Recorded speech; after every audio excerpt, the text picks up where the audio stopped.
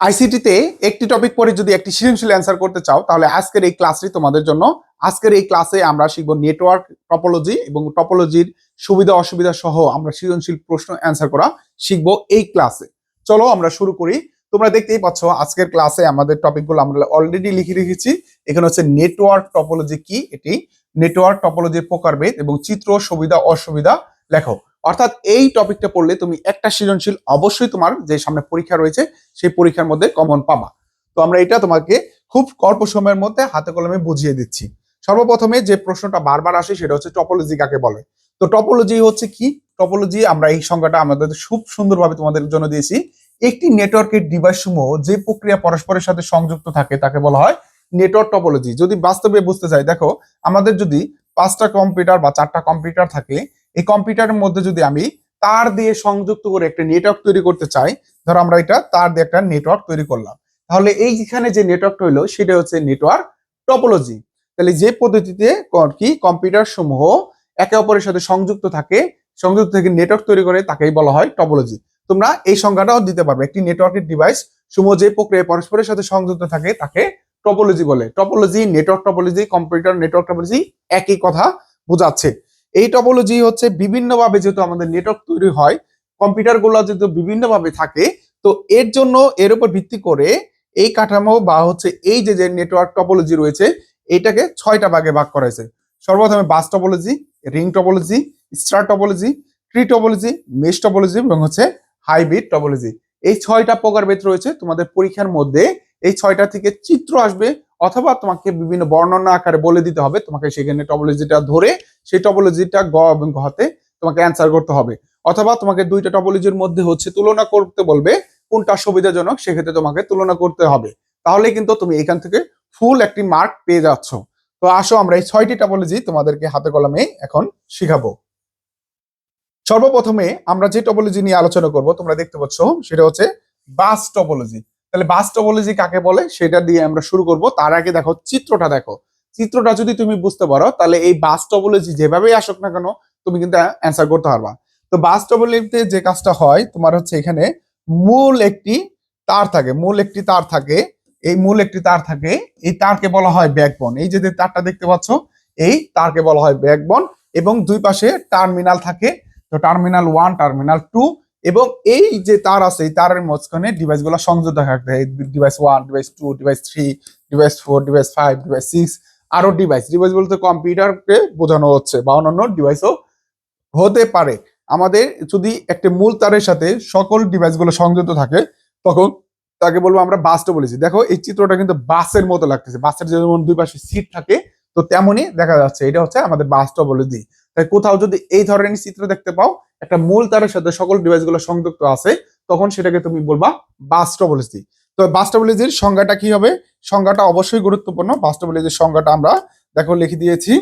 যে টপোলজিতে একটি মূল তারের সাথে সবকটি নোড বা কম্পিউটার বা অন্যান্য ডিভাইস সংযুক্ত থাকে তাকে বলা হয় বাস টপোলজি। মানে যে টপোলজির সাথে মূল তারের সাথে সকল ডিভাইস সংযুক্ত থাকে তাকে বলা হয় বাস টপোলজি। এবং বাস টপোলজির জায়গায় এই মূল তারের নাম কি? মূল তারের নাম হচ্ছে ব্যাকবোন। মাথায় রাখবে এগুলা। এখন আসো এই বাস টপোলজির সুবিধা অসুবিধা আমরা এখন দেখে ফেলবো। তো বাস টপোলজির সর্বপ্রথমে আমরা সুবিধাটা আলোচনা করব। দেখো ভালো করে খেয়াল করো, এখানে যেহেতু একটা সৃজনশীল আমাদের 100% আসতেছে তো আমাদের এটা ভালো করে খেয়াল করতে হবে। দেখো এই টপোলজি ছোট আকার নেটওয়ার্ক তৈরি করার জন্য খুবই সহজ এবং একটি বিশ্বস্ত। মানে আমার ডিভাইস সংখ্যা যদি কম হয় 10টা 12টা 15টা, এই ছোট আকারে যদি আমার হচ্ছে একটি ল্যাব থাকে বা ডিভাইস সমূহ থাকে তো সেই ক্ষেত্রে যে নেটওয়ার্কটা তৈরি করবো অবশ্যই সেটা বাস টপোলজিতে করবো, কারণ ছোট আকারের নেটওয়ার্কের জন্য এই টপোলজি খুবই গুরুত্বপূর্ণ। তারপরে আছে দেখো এই টপোলজিতে সবচেয়ে কম কেবল প্রয়োজন, ফলে এতে খরচ ও ইনস্টলেশনের সাশ্রয় হয়ে থাকে। অর্থাৎ এই টপোলজিতে আমাদের কি, যেহেতু ছোট আকারের নেটওয়ার্ক এবং হচ্ছে কম সংখ্যক কেবল প্রয়োজন হবে, যেহেতু একটি মূল তারের সাথে সবগুলো ডিভাইস সংযুক্ত থাকছে এবং এটা হচ্ছে তৈরি করতে আমাদের খুব কম খরচ হয়। তারপরে 3 নাম্বার দেখো প্রয়োজনে রিপিটার ও কানেক্টর ব্যবহার করে নেটওয়ার্কের ব্যাকবোন সম্প্রসারণ করা যায়। অর্থাৎ মূল তারটা যদি ছোট হয়ে যায় সেই ক্ষেত্রে আমরা কিছু নেটওয়ার্ক ডিভাইস ব্যবহার করে, যেমন রিপিটার কানেক্টর ব্যবহার করে এই নেটওয়ার্কটা চাইলে বৃদ্ধি করতে পারবো আমরা। এরপরে হচ্ছে দেখো এই সংগঠনে কোনো কম্পিউটার নষ্ট হয়ে গেলে সম্পূর্ণ সিস্টেম নষ্ট হয়ে যায় না। অর্থাৎ ধরো যে কোনো একটা কম্পিউটার নষ্ট হয়ে গেছে, যে আমাদের টপোলজিটা ছিল এরকম, ধরো আমাদের এখানে দুইটা কম্পিউটার দেই, ধরো একটা কম্পিউটার নষ্ট হয়ে গেছে, এই নেটওয়ার্ক কিন্তু নষ্ট হয়ে যাবে না, তিনটা কম্পিউটার দেই, ধরো একটা কম্পিউটার নষ্ট হয়ে গেছে কিন্তু দুইটা কম্পিউটার সচল আছে, তাহলে দুইটা কম্পিউটারের মধ্যে কিন্তু কানেকশন থাকবে বা নেটওয়ার্কে তথ্য আদান প্রদান করা যাবে। কিন্তু তোমার যদি এইখানে মূল তারটা নষ্ট হয়ে যেত তাহলে কিন্তু সম্পূর্ণ নেটওয়ার্ক অচল হয়ে যেত। তো এখানে বলছে এই সংগঠনে কোনো কম্পিউটার নষ্ট হয়ে গেলে সম্পূর্ণ সিস্টেম নষ্ট হয়ে যায় না। হ্যাঁ, কথা ঠিক আছে। তারপরে দেখো এই সংগঠনে কোনো কম্পিউটার বা যন্ত্রপাতি যোগ করলে বা সরিয়ে নিলে পুরো নেটওয়ার্কের কার্যক্রম ব্যাহত হয় না। তুমি যদি চাও যে একটা কম্পিউটার সরাই নেবা তাহলে কোনো সমস্যা নাই, নেটওয়ার্কটা কিন্তু ঠিকভাবে সচল থাকবে। বা একটা কম্পিউটার সংযুক্ত করতে চাও তাও কিন্তু সহজে তুমি সংযুক্ত করতে পারবে, নেটওয়ার্কে কোনো সমস্যা হবে না। তারপর দেখো নেটওয়ার্কের যে কোনো সময় নতুন ডিভাইস বা কম্পিউটার সংযুক্ত করা যায়। ওকে, তারপর দেখো নেটওয়ার্কের কেন্দ্রীয় কোনো ডিভাইস বা সার্ভার প্রয়োজন হয় না। এখানে মূল একটি তারের সাথে যেহেতু এই নেটওয়ার্কটা সংযুক্ত থাকে, এর জন্য এখানে এক্সট্রা কোনো ডিভাইস বা সার্ভারের প্রয়োজন হয় না এই নেটওয়ার্কটা তৈরি করতে। এই ছিল আমাদের সুবিধা। তারপরে দেখো অসুবিধাও কিন্তু আমাদের এখানে আছে, সেটা কি দেখো, নেটওয়ার্কে কম্পিউটার সংখ্যা বেশি হলে ডেটা ট্রান্সমিশন বিঘ্নিত হয় বা স্লো হয়ে যায়। এখানে যদি আমাদের ধরো একটা এই নেটওয়ার্কটা তৈরি করা যায় 10টা কম্পিউটারের জন্য, আমি যদি সেখানে 30টা কম্পিউটার দিই তাহলে কি হবে, আমাদের এটা হচ্ছে স্লো হয়ে যাবে, অর্থাৎ ডেটা ট্রান্সফার স্লো হয়ে যাবে এবং হচ্ছে ডেটা ধরো সংঘর্ষর হারও কিন্তু বাইরে যাবে। দেখো ডেটা ট্রান্সফারের গতি কম, মানে এটা বলে যেটা ডেটা ট্রান্সফার কম, গতিটা কম হয়ে থাকে। নেটওয়ার্কের সৃষ্ট সমস্যা নির্ণয় তুলনামূলকভাবে বেশি জটিল। যদি নেটওয়ার্কে কোনো একটা সমস্যা হয় সেটা ফাইন্ড করতে একটু জটিলতা বা বেগ পেতে হয়। তারপর হচ্ছে মূল কেবলের একটি মাত্র স্থানের ত্রুটি হলে পুরো নেটওয়ার্কটি অচল হয়ে যায়। যে কথাটা বলতেছিলাম, এই যে মূল তার, এই তারের যদি একটা জায়গায় প্রবলেম হয়ে যায় সম্পূর্ণ নেটওয়ার্কটাই কি হয়ে যাবে, অচল হয়ে যাবে। এবং তারপরে দেখো ডেটা সংঘর্ষের আশঙ্কা থাকে।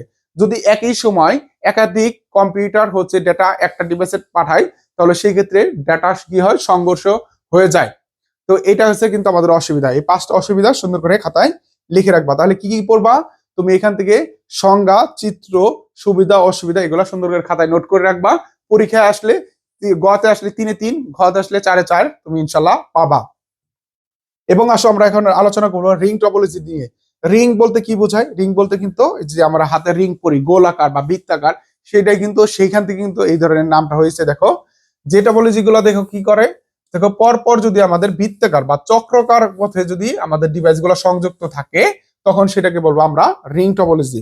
দেখো প্রতিটি কম্পিউটার তার পার্শ্ববর্তী কম্পিউটারের সাথে রিং এর মতো চক্রাকারে থাকলে তাকে বলা হয় রিং টপোলজি। তো এই রিং টপোলজির চিত্র কিন্তু বিভিন্ন ভাবে হইতে পারে। তোমার মেইন যে বিষয়টা মাথায় রাখতে হবে এটা চক্রাকার হবে। যেমন এটা বলি যেটা যদি এরকম হয়, ভালো করে খেয়াল করো, যদি আমরা এইভাবে দিই, এইভাবে কিন্তু অনেক জায়গায় চিত্রটা প্রশ্ন আকারে এসে থাকে। তো কনফিউজ হওয়ার কোনো কারণ নাই, এটাও কিন্তু একটা রিং টপোলজি। অর্থাৎ যে গোল সম্পূর্ণ গোল হইতে হবে এরকম না, যদি তোমার চক্রাকার থাকে সেটাও কিন্তু একটা রিং টপোলজি হবে। আশা করি এটাও তোমরা বুঝতে পারছো। এখন আসো রিং টপোলজির আমরা সুবিধা দেখবো। এই টপোলজি এই পদ্ধতিতে কেন্দ্রীয় কোনো কম্পিউটার বা সার্ভার প্রয়োজন হয় না। অর্থাৎ মাঝখানে কোনো ডিভাইস থাকবে সেই ডিভাইস সবগুলো চালাবে এরকম না। এটা যেহেতু প্রত্যেকটা কম্পিউটার এক একটা সার্ভার হিসেবেই কাজ করবে। এখানে নেটওয়ার্কের অবস্থিত প্রতিটি কম্পিউটার গুরুত্ব সমান, সবগুলো কম্পিউটারের গুরুত্ব এখানে সমান। একমুখী সংকেত প্রবাহের কারণে ডেটা কলিশনের সম্ভাবনা কম থাকে। অর্থাৎ এখানে যেহেতু একদিকে ডাটা ট্রান্সফার হবে, অর্থাৎ হচ্ছে এখানে ডাটা যে সংঘর্ষটা হয় সেই সংঘর্ষের সম্ভাবনাটা খুবই কম থাকে। তারপর দেখো কম তার প্রয়োজন বিধায় বাস্তবায়ন খরচ কম। অর্থাৎ এখানে তারের সংখ্যা কম প্রয়োজন, এর জন্য এটার বাস্তবায়ন অর্থাৎ তৈরি করা আমাদের কিন্তু খরচ কমে থাকে। এটা হচ্ছে আমাদের সুবিধা। তো অসুবিধাটা দেখবো আমরা, ভালো করে খেয়াল করো। এখানে দেখো অসুবিধাটা কি, সিগন্যাল আদান প্রদান অপেক্ষাকৃত ধীর গতিতে সম্পন্ন হয়ে থাকে, অর্থাৎ স্লো হয়ে থাকে এটিও। তারপরে দেখো নেটওয়ার্কের যে কোনো একটি কম্পিউটার সমস্যায় আক্রান্ত হলে পুরো নেটওয়ার্ক অচল হয়ে যায়। অর্থাৎ একটি কম্পিউটার যদি সমস্যা হয়, যেহেতু এখানে চক্রাকারের ডিভাইসগুলো সংযুক্ত থাকে, এই ডিভাইসগুলো যদি একটা ডিভাইসে কোনো প্রবলেম হয়, ধরো এই প্রবলেমটা হয়েছে, তাহলে সম্পূর্ণ নেটওয়ার্কটাই অচল হয়ে যাবে, খুব কিন্তু বিপদ এটা। তারপর দেখো 3 নম্বরে রিং টপোলজির নেটওয়ার্কের সমস্যা নিম্ন বেশ নির্ণয়ন বেশ জটিল এবং নিয়ন্ত্রণের জন্য জটিল সফটওয়্যার প্রয়োজন। অর্থাৎ এখানে যদি কোনো সমস্যা হয় সেই সমস্যাটা নির্ণয় করা খুবই জটিল এবং হচ্ছে কি জটিল সফটওয়্যারও প্রয়োজন হয়ে থাকে। তারপর দেখো নেটওয়ার্কে কোনো কম্পিউটার যুক্ত করলে বা সরিয়ে নিলে পুরো নেটওয়ার্ক কার্যক্রম কি হয়ে যায়, ব্যাহত হয়ে যায় বা হচ্ছে অচল হয়ে যায়। একটা কম্পিউটার তুমি হচ্ছে ধরো এই কম্পিউটারটা সরাই নিবা, তাহলে এখানে কি খালি হয়ে যাবে, অর্থাৎ নেটওয়ার্কটা কিন্তু অচল হয়ে যাবে। এবং 5 নম্বরে দেখো 5 নম্বরে আমাদের যে প্রশ্নটি টপিকটা আছে দেখো, নেটওয়ার্কের কম্পিউটারের সংখ্যা বাড়লে ডেটা ট্রান্সমিশনের সময় বৃদ্ধি পায়। অর্থাৎ এখানে যদি তুমি কম্পিউটার সংখ্যা বা ডিভাইস সংখ্যা বাড়াও, সেই ক্ষেত্রে কিন্তু এটা স্লো হয়ে যাবে এবং ডাটা ট্রান্সমিশনটা সময়টা বেশি লাগবে। এখন আসো আমরা পরবর্তী টপোলজিতে যাব। আশা করি বুঝতে পেরেছো। এটা স্টার টপোলজি। স্টার মানে কি? স্টার মানে তারা। তাহলে এই এই যে টপোলজি আছে তারার মতো, অর্থাৎ তারার মতো বলতে হচ্ছে এখানে মাঝখানে একটা কেন্দ্রীয় ডিভাইস থাকবে, এবং এই কেন্দ্রীয় ডিভাইসের সাথে সকল ডিভাইস এখানে কি থাকবে, সংযুক্ত থাকবে। ঠিক আছে, এটা হচ্ছে আমাদের স্টার টপোলজি। তো এইটা আমরা বলবো যে টপোলজিতে একটি কেন্দ্রীয় নিয়ন্ত্রণকারী কম্পিউটার বা হোস্ট বা হাব বা সুইচের সাথে অন্যান্য কম্পিউটার বা পেরিফেরাল সমূহ সংযুক্ত থাকে তাকে বলা হয় স্টার টপোলজি। অর্থাৎ এইখানে যে মাঝখানে যে বিষয়টা থাকবে, এটা কম্পিউটার হইতে পারে, এটা সুইচ হইতে পারে, এটা হচ্ছে হাব হইতে পারে, এবং এই ডিভাইসের সাথে সবগুলা ডিভাইস সংযুক্ত থাকবো, তখন তাকে আমরা বলবো এটা হচ্ছে স্টার টপোলজি। অর্থাৎ যে কেন্দ্রীয় ডিভাইসের সাহায্যে সকল কম্পিউটার সংযুক্ত থাকে তাকে বলা হয় স্টার টপোলজি। অর্থাৎ সংজ্ঞা যে হুবহু দিতে হবে এরকম না, তুমি যদি আইসিটি বুঝিয়ে তুমি নিজেও কিন্তু বানায় সংজ্ঞাটা দিতে পারবা।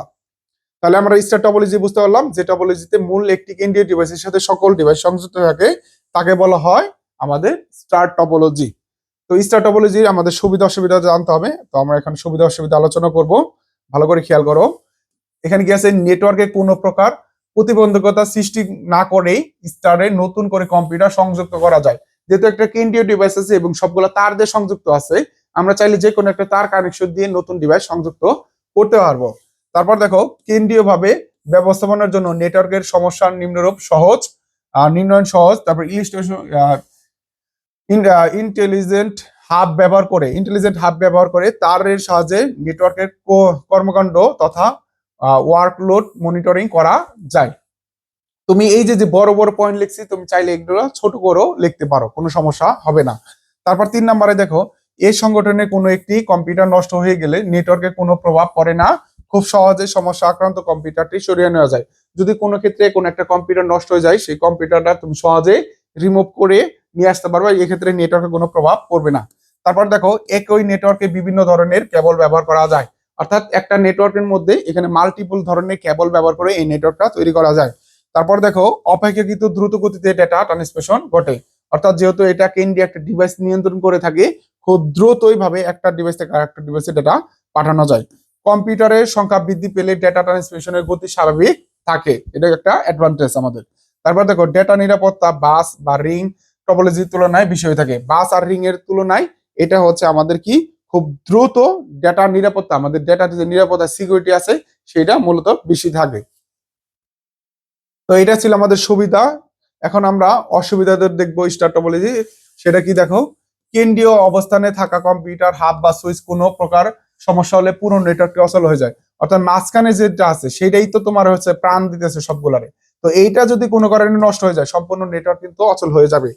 তারপর দেখো, বেশি কেবল ব্যবহার হয় বিধায় এটি ব্যয়বহুল বেশি। অর্থাৎ এখানে কেবল সংখ্যা প্রত্যেকটার জন্য যেহেতু আলাদা আলাদা কেবল দিয়ে সংযুক্ত করতে হয়, এর জন্য একটু ব্যয়বহুল।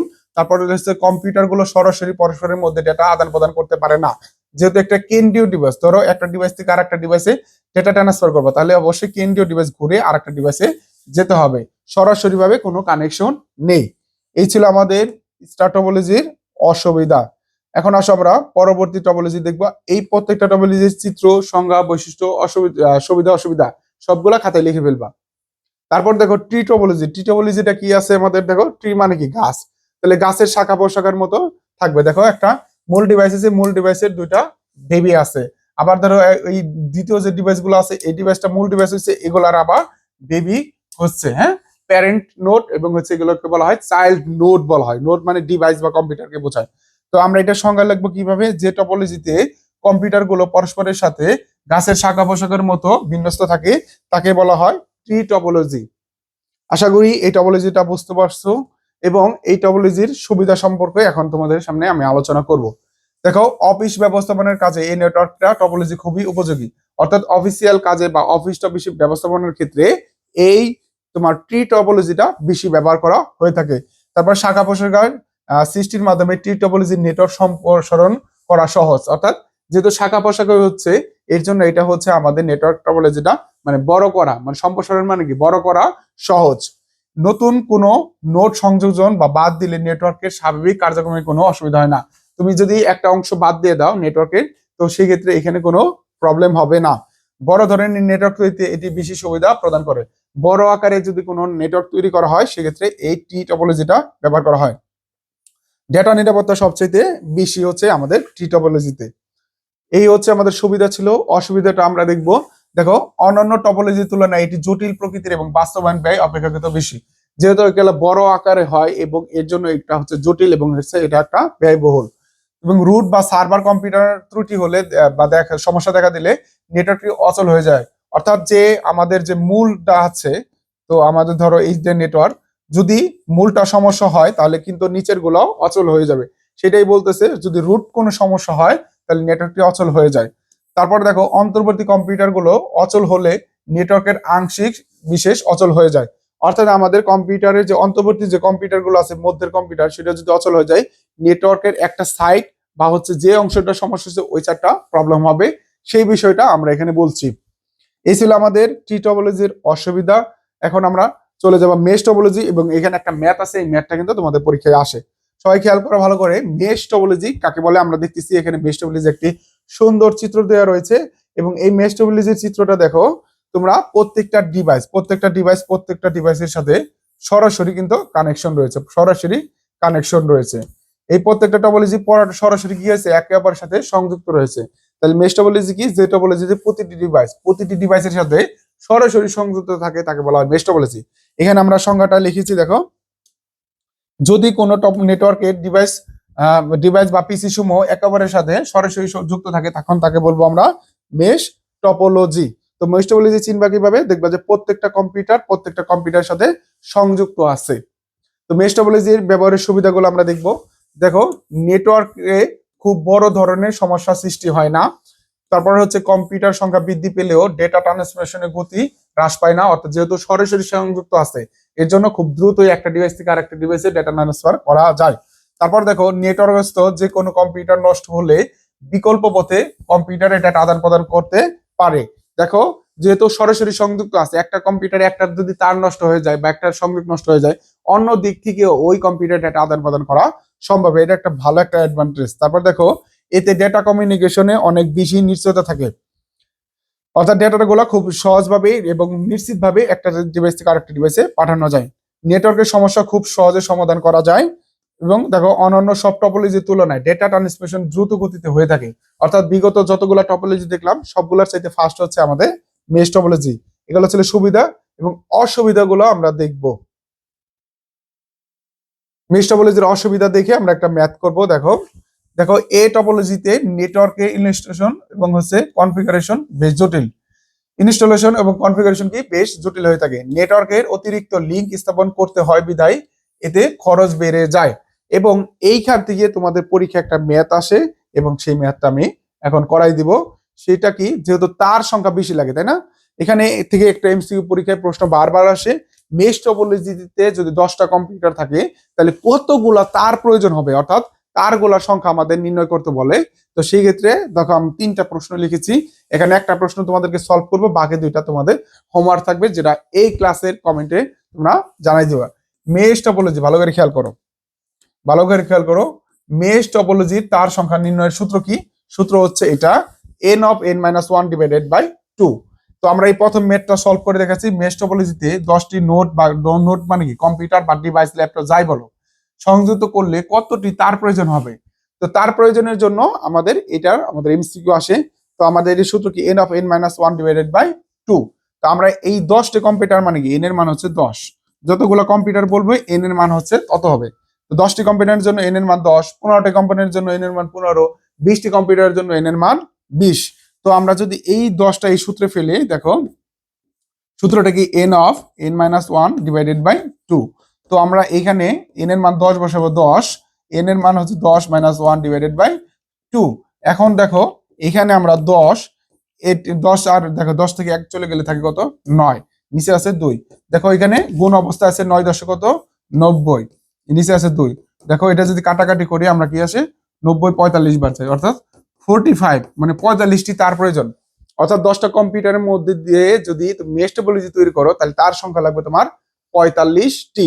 তাহলে এখন তোমরা 15টি কম্পিউটারের জন্য এন এর মান 15 ধরবা, 20টি কম্পিউটারের জন্য এন এর মান 20 ধরে তোমরা বের করে ফেলবা এবং পরীক্ষায় দেখবা এখান থেকে কমন চলে আসছে। তো এই ছিল আমাদের মেশ টপোলজির একটা ম্যাথ, সুবিধা অসুবিধা আমরা অলরেডি দেখছি। লাস্ট ওয়ান হাইব্রিড টপোলজি, ভালো করে খেয়াল করো, এটা আমরা দেখবো হাইব্রিড টপোলজি। হাইব্রিড টপোলজি কি এবং এই বইটা কাকে বলে, সুবিধা অসুবিধা আমাদের জানতে হবে। দেখো এখানে আমরা দেখতে পাচ্ছি এটা একটা টপোলজি, এই ring topology, star topology, star topology, star topology, সবগুলো টপোলজি সংযুক্ত হয়ে একটা টপোলজি তৈরি করছে, সেটাকে আমরা বলতেছি হাইব্রিড টপোলজি। তো আমরা কি বাস, স্টার, রিং ও মেশ ইত্যাদি টপোলজির সমন্বয়ে গঠিত নেটওয়ার্ককে বলা হয় হাইব্রিড টপোলজি। অর্থাৎ বলতে পারি আমরা যে টপোলজি একাধিক টপোলজি নিয়ে গঠিত হয় তাকে বলা হয় হাইব্রিড টপোলজি। এক বা একাধিক একাধিক টপোলজি নিয়ে যে টপোলজি গঠিত হয় তাকে বলা হয় হাইব্রিড টপোলজি। সংজ্ঞাটা নিজের মতো করে বানাই দিবা, অর্থাৎ হচ্ছে এখানে দুইটা বা দুইয়ের অধিক টপোলজি মিলে একটা টপোলজি তৈরি হবে, তখন তাকে আমরা বলবো হাইব্রিড টপোলজি। তো হাইব্রিড টপোলজির আমরা হচ্ছে সুবিধা অসুবিধাটা দেখবো, ভালো করে খেয়াল করে। এখানে হাইব্রিড টপোলজির সুবিধা সেটা দেখো কি, এই টপোলজি প্রয়োজন অনুযায়ী হাব সুইচ ব্যবহার করে নেটওয়ার্ক বৃদ্ধি করার সুযোগ রয়েছে এবং যে কোনো সমস্যা দেখা দিলে তা সহজে নির্ণয় করা সম্ভব। কোনো এক অংশ নষ্ট হয়ে গেলে সম্পূর্ণ নেটওয়ার্ক নষ্ট না হয়ে অংশ বিশেষ নষ্ট হয়। এই নেটওয়ার্কের ট্রাবল শুটিং সহজতর, অর্থাৎ হচ্ছে সহজেই সমস্যা নির্ণয় এবং সমাধান করা যায়। হাইব্রিড টপোলজির আমরা সুবিধা দেখলাম, এখন হচ্ছে আমরা হাইব্রিড টপোলজির অসুবিধা দেখব। দেখো এই টপোলজিতে ব্যবহারের হাবসমূহ সর্বদা সচল রাখতে হয়। টপোলজির সংখ্যা বেশি হওয়ার কারণে এর রক্ষণাবেক্ষণ খরচ বেশি এবং রক্ষণাবেক্ষণ প্রক্রিয়াও জটিল হয়ে থাকে। এই টপোলজির ইনস্টলেশন এবং কনফিগারেশন বেশ আমাদের জটিল হয়ে থাকে। যেহেতু হাইব্রিড টপোলজিতে অনেকগুলো টপোলজি ব্যবহার করা হয়, এর জন্য এটা কিন্তু একটা জটিল জটিল হয়েই থাকে, তাই না? এই ছিল আমাদের হাইব্রিড টপোলজির সুবিধা অসুবিধা।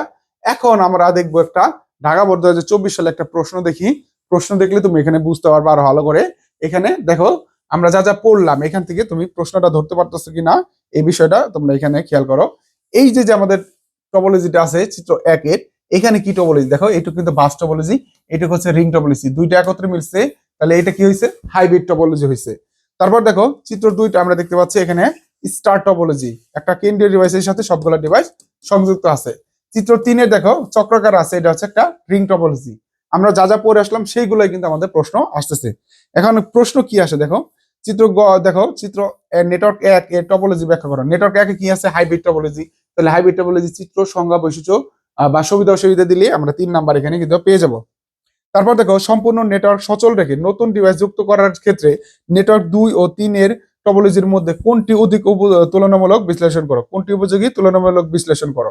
অর্থাৎ নেটওয়ার্ক সচল রেখে 2 আর 3 এর মধ্যে কোনটা করা যাবে, এইটা থেকে যদি নেটওয়ার্ক একটা ডিভাইস আমি সংযুক্ত করতে চাই তাহলে অবশ্যই তার গোলা কেটে এখানে একটা সংযুক্ত করতে হবে, তাহলে এটা কিন্তু একটা আমাদের নেটওয়ার্ক বন্ধ হয়ে যাবে। কিন্তু অপরদিকে দেখো স্টার টপোলজিতে আমরা একটা তার সংযুক্ত করে সহজে একটা ডিভাইস সংযুক্ত করতে পারি। তাই বলা যায় যে আমরা কি বলতে পারতেছি, চিত্র 3 করা যাবে না, অর্থাৎ রিং টপোলজিতে কোনো ডিভাইস সংযুক্ত করতে অবশ্যই এটা বন্ধ করে তারপর করতে হবে, কিন্তু সচল রেখে করতে হলে আমরা শুধুমাত্র এই স্টার টপোলজিতে করতে পারবো। এটা জাস্ট দুইটা তুলনা করে তুমি যদি এই জিনিসটা সুন্দর করে লিখে দিতে পারো 4-এ 4 মার্ক পাবা। কত সহজভাবে প্রশ্নগুলা কিন্তু আসতেছে, তুমি যে কোনো বোর্ড কোশ্চেন লিখলে কিন্তু এখন পারবা। দেখো সিলেট বোর্ড 2024 সালের একটি কোশ্চেন আমি তোমাদের আরেকটি দেখাচ্ছি। দেখো চিত্র 1, দেখো চিনতে পারতেছো কিনা, দেখো একটা মূল তারের সাথে সবগুলো ডিভাইস সংযুক্ত আছে, তাহলে অবশ্যই কি এটা হচ্ছে একটা বাস টপোলজি। দেখো তারপর দেখো চিত্র 2-এ দেওয়া আছে প্রত্যেকটা ডিভাইসের সাথে সরাসরি সংযুক্ত আছে, তাহলে এটা কি, এটা একটা মেশ টপোলজি। তারপর দেখো চক্রাকারে আছে, অর্থাৎ চারদিকে চক্রাকারে আছে, তাহলে এটা হচ্ছে আমাদের একটা রিং টপোলজি। তাহলে আমরা এটা দেখলাম হচ্ছে মেশ টপোলজি, এটা হচ্ছে আমাদের রিং টপোলজি। তো 3টা টপোলজি কিন্তু আমরা দেখে চিনতে পারলাম, যেটা আমরা পড়ে আসছি সেটাই পরীক্ষায় আসছে। তো গ নাম্বারে দেখবো চিত্র 1 এর টপোলজি বর্ণনা দাও, অর্থাৎ চিত্র 1 এর বাস টপোলজি বর্ণনা আমরা দিয়ে দেবো, আমরা 3 মার্ক পেয়ে যাবো এখানে। গ নাম্বারটা কি আসছে, চিত্র 2 এবং চিত্র 3 এর টপোলজি দ্বয়ের মধ্যে কোনটি সুবিধাজনক বিশ্লেষণপূর্বক মতামত দাও। তাহলে 2 এবং 3 এর মধ্যে কোনটা সুবিধাজনক, সেটা রিং নাকি মেশ, তোমাদের কি মনে হয় সেটা অবশ্যই কমেন্টে জানিয়ে দিবে। এভাবে পরীক্ষায় আসলে কোশ্চেন আমাদের আসে। তাহলে আমরা টপিক দেখলাম এবং হচ্ছে সুবিধা অসুবিধা দেখে আমরা সৃজনশীল প্রশ্নগুলো তোমাদের সামনে আলোচনা করলাম। তোমরা যারা চাচ্ছ যে আমাদের সাথে অনলাইন কোর্সে সংযুক্ত হবে বা অফলাইনে সংযুক্ত হবে, তারা কিন্তু যোগাযোগ করতে পারে আমাদের ইনবক্সে। তো দেখা হচ্ছে সবার সাথে আগামী ক্লাসে। সবাই ভালো থাকবে, সুস্থ থাকবে। আল্লাহ হাফেজ।